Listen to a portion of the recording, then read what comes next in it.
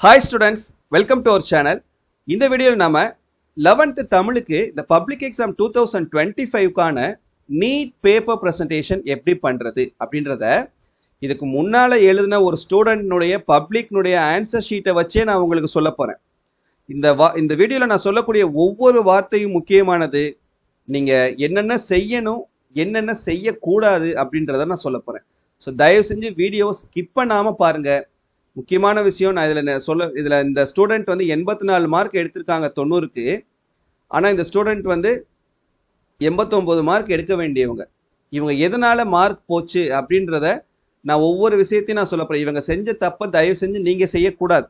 அதே மாதிரி இவங்க செஞ்சிருக்கக்கூடிய நிறைய பேப்பர் ப்ரெசன்டேஷனுடைய டிப்ஸை நீங்கள் ஃபாலோ பண்ணணும். எதாவது செய்யணும் எதாவது செய்யக்கூடாது ரெண்டுமே இவங்களுடைய பேப்பரில் இருக்குது. ஸோ அதனால தான் நான் இதை வச்சு சொல்கிறேன். சரியா?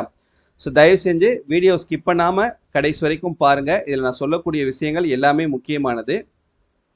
நான் அடிக்கடி சொல்கிறது ஆள் பாதி ஆடை பாதி அப்படின்னு சொல்லுவோம். நம்ம எந்த அளவுக்கு படித்து எழுதுறது முக்கியமோ அதே அளவுக்கு நீட்டாக எழுதுறதும் முக்கியம். அதனால் நீட் ப்ரெசன்டேஷன் பண்ணுங்கள். ஓகேவா? சரி, ஓகே. இப்போ பகுதி 1 வந்து நமக்கு ஒரு மதிப்பெண் வினாக்கள். மொத்தம் நமக்கு 14 ஒரு மதிப்பெண் வினாக்கள் இருக்குமா? இந்த 14 ஒரு மதிப்பெண் வினாக்களையும் ஒரே பக்கத்தில் எழுதணும். ஃபர்ஸ்ட் பேஜில் பாதி, 2வது பேஜில் பாதி அப்படி எழுதக்கூடாது. இவங்க எழுதியிருக்கிற மாதிரியே ஒரே பேஜில் ஒரு மதிப்பெண் வினாக்களை எழுதணும். அது எப்படி எழுதியிருக்காங்கன்னு பாருங்க. இந்த ப்ரெசன்டேஷனை அப்படியே ஃபாலோ பண்ணுங்க. பகுதி 1ன்னு போட்டுட்டு கொஸ்டின் நம்பரை வந்து நம்ம மார்ஜினுக்கு வெளியில் போடணும்.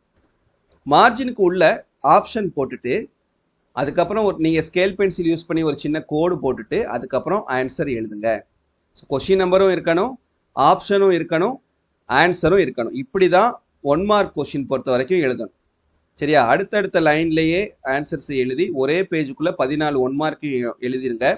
அப்போ தான் திருத்துறவங்களுக்கு ஈஸியாக இருக்கும். திருத்துறவங்களை நம்ம வந்து ரொம்ப அவங்களுக்கு பேர்டன் கொடுக்கவே கூடாது. எந்த அளவுக்கு அவங்களுக்கு நம்ம ஈஸியாக்க முடியுமோ அந்த அளவுக்கு ஈஸியாக்கணும் திருத்துற வேலையை.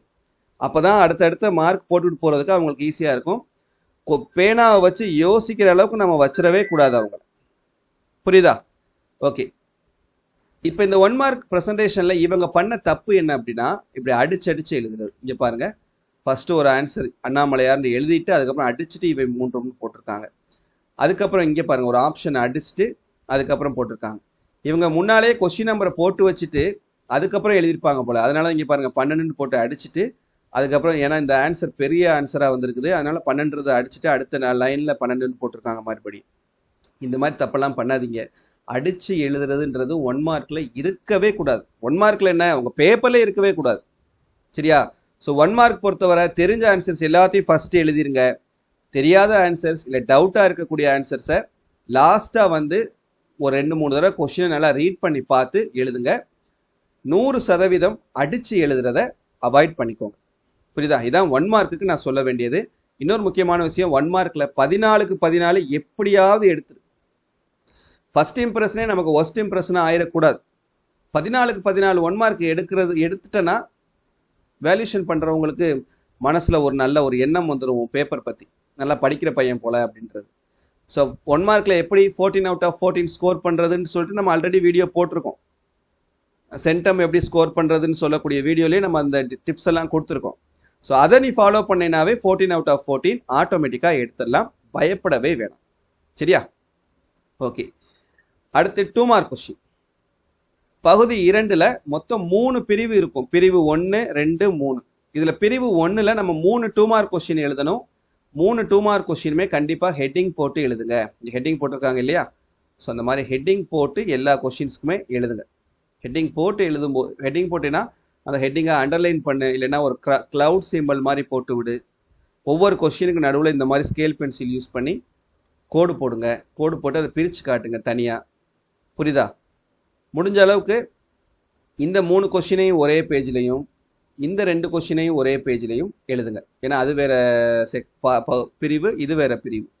அப்படின்றப்ப இந்த முக்கியமான வார்த்தைகளை எல்லாம் அண்டர்லைன் பண்ணி காமிச்சிருக்காங்க பாருங்க. அந்த மாதிரி அண்டர்லைன் பண்ணி காட்டுங்க.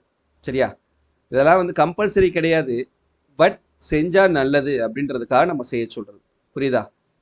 அப்போ 2 மார்க்கில் நம்ம முக்கியமானது ஸ்பெல்லிங் மிஸ்டேக் இல்லாமல் ஒற்றுப்பிழைகள் இல்லாமல் நம்ம பார்த்துக்கணும். இங்கே பார்த்தீங்கன்னா ஹெட்டிங் எழுதியிருக்காங்க, இந்திய கட்டாடக்கலையின் 3 வகைகள்னு போட்டிருக்காங்க பாருங்க. படிக்கக்கூடிய பசங்க தான், பட் அவசரமாக எழுதுறோன்ற பேரில் என்ன பண்ணிடுறது, இந்த மாதிரியான மிஸ்டேக்ஸ் பண்ணுறது சகஜமாயிருச்சு இப்போ. ஸோ தயவு செஞ்சு இதை பார்த்துக்குதுங்க, இந்த மாதிரி எழுதிடாதீங்க. ஏன்னா தேவையில்லாமல் நம்ம எழுத போய் இந்த மாதிரி மார்க் வந்து குறைஞ்சிடக்கூடாது. இது ஹெட்டிங் அப்படின்றதுனால அவங்க குறைக்காம விட்டுருக்காங்க. ஓகேவா? ஆன்சர் வந்து நமக்கு இதுதான், இது இருந்தாவே மார்க் கொடுத்துருவாங்க. அடுத்து பிரிவு 3ல் நமக்கு எல்லாமே மொழிப்பயிற்சி பகுதிகளிலிருந்து கேட்கக்கூடியது, அப்புறம் இலக்கண தேர்ச்சிக்குள் வினாக்கள்லேருந்து கேட்கக்கூடியது. ஸோ அது வந்து நம்ம பகுபத உறுப்பிலக்கணம் கேட்டிருக்காங்க, பிரித்து எழுதணும். அடுத்து புணர்ச்சி விதி கேட்டிருக்காங்க. நம்ம என்னென்ன கேட்பாங்கன்னு எல்லாமே நம்ம வீடியோ போட்டிருக்கோம், சரியா? அடுத்து இது வந்து வல்லினமைகளை இட்டும் நீக்கியும் எழுதுக, இது கலை சொல்லாக்கம்.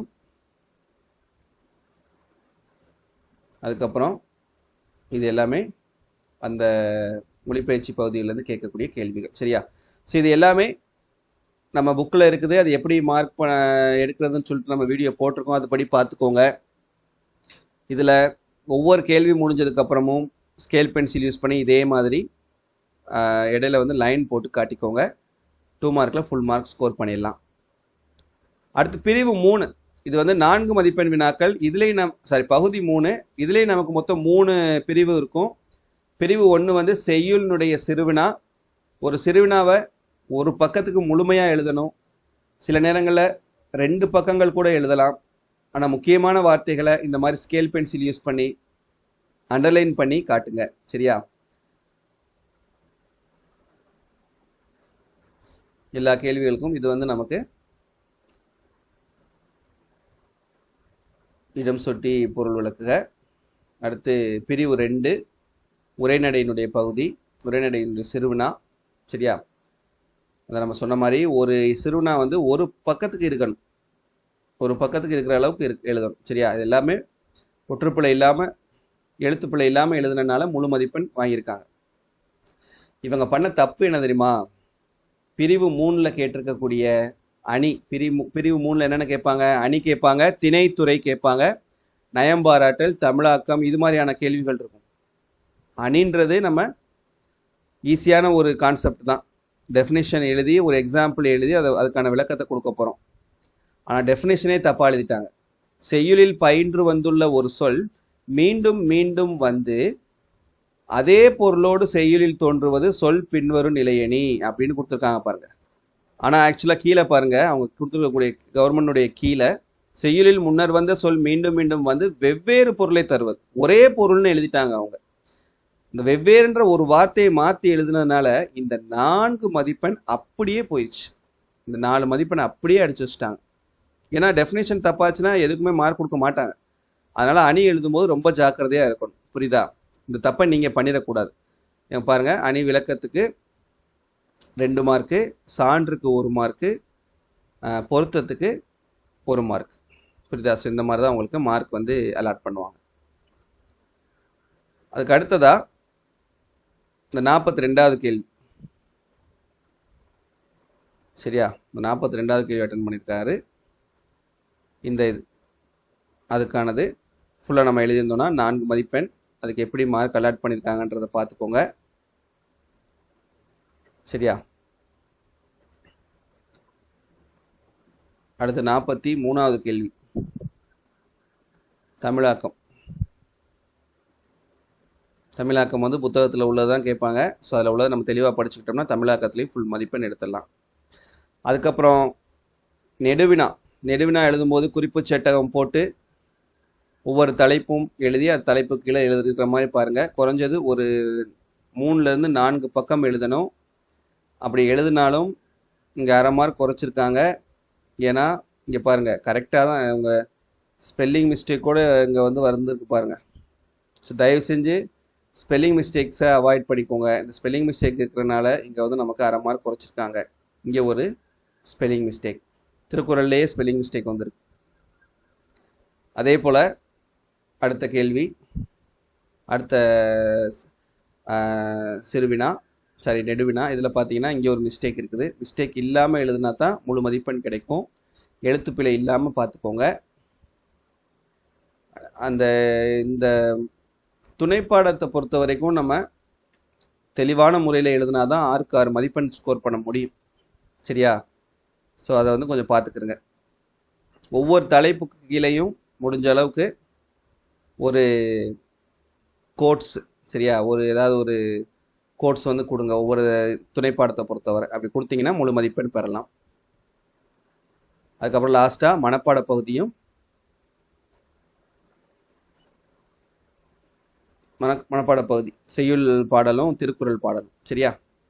இந்த மாதிரி ஃபஸ்ட்டு அந்த மனப்பாட பகுதியினுடைய தலைப்பு போட்டு எழுதிட்டு அதுக்கப்புறம் அதனுடைய ஆசிரியர் பெயர் திருக்குறள்னு போட்டு பாடல் எழுதிட்டு திருவள்ளுவர்னு எழுதிருங்க.